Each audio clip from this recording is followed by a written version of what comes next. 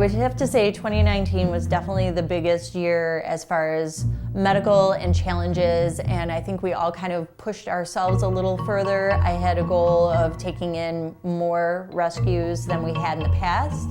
I mean, every year we try to save more and more lives, and so I kind of had a goal, but with more lives comes more problems and more conditions and things like that. So it definitely was a big year. We took on a lot of hard medical cases, and then came Nova.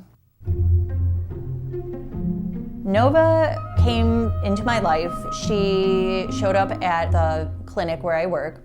I saw her and I just assumed like this cat is a stray, like nobody can possibly own this cat. No one would have a thing with a heartbeat, a family member, something you see every day in your home and have it be in this state. But then it turns out, no, that she belonged to people. And I just looked at the doctor and I'm like, give me this cat.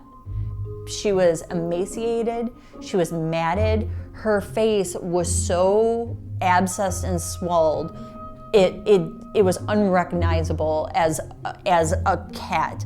I don't know how she was breathing. She barely has a nose to begin with. It's like the size of a pencil eraser. She's just all crusty and just a skeleton, literally a skeleton with like skin. And honestly, I thought like, I'm taking this cat home to die.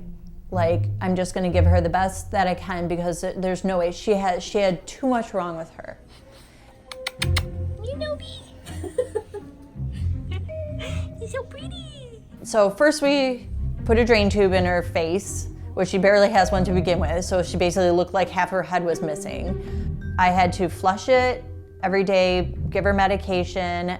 She was so emaciated, I had to give her multiple small meals round the clock, so that was fun.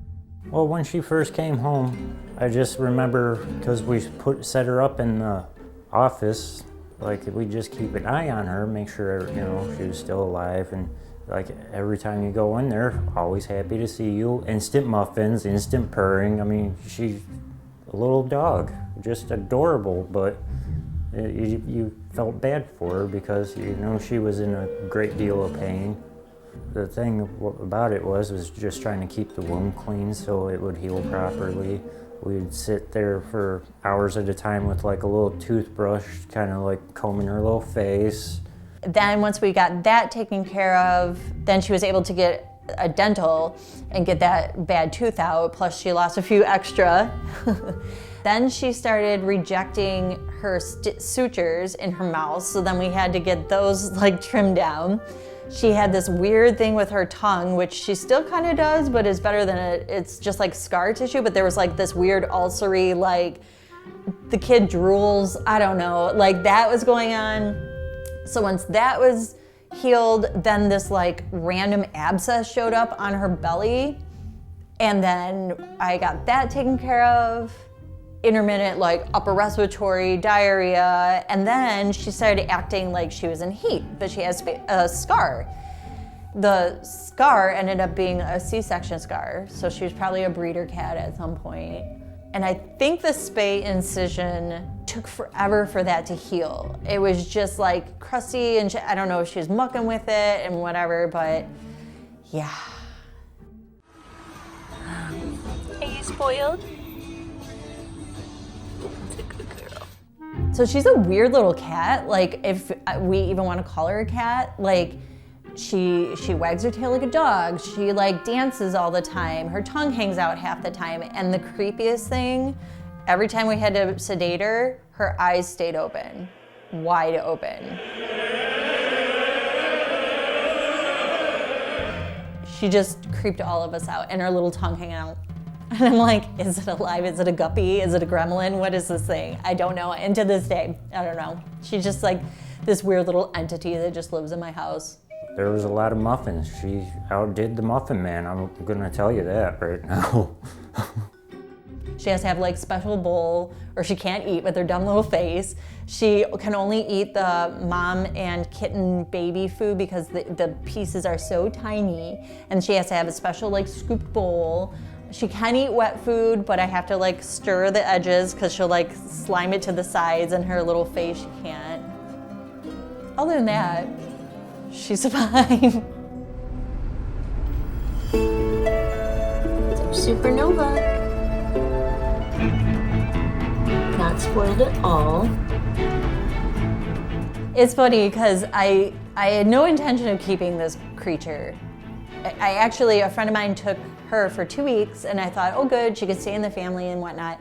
But her cat did not want a little sister, so Nova came back.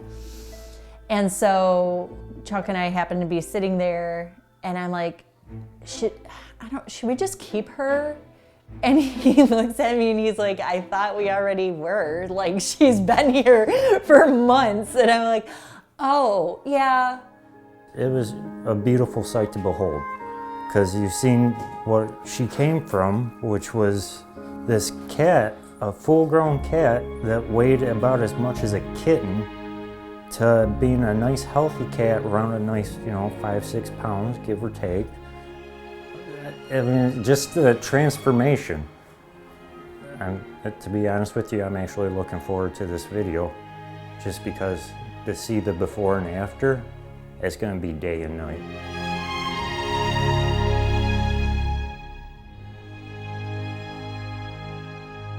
Someone asked me to do this, and I'm shameless for it. I rebuilt this kitty. I rebuilt this kitty on rock and roll. Built this kitty. I rebuilt this kitty on rock and roll.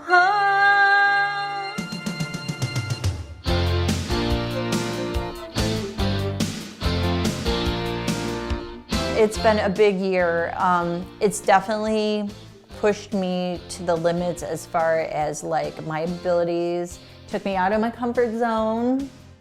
I just hope it's not as dramatic next year. I am not gonna lie. This year there was a lot. We took on a lot. We definitely did break our record. To poor Jennifer's stress and dismay. She's like, what are you doing? I'm like, I have a goal. And she's like, what are you doing? But I'm like, it's fine, it's fine. But we couldn't have done it without our fosters and our foster network, which is awesome because, I have to stash cats places sometimes until I can figure out, until everybody gets adopted and we can bring them in, but yeah. Da da da da da da. Dee dee dee dee. This is Nova. All patched up. What are you? She doesn't know. I don't care. She's perfect.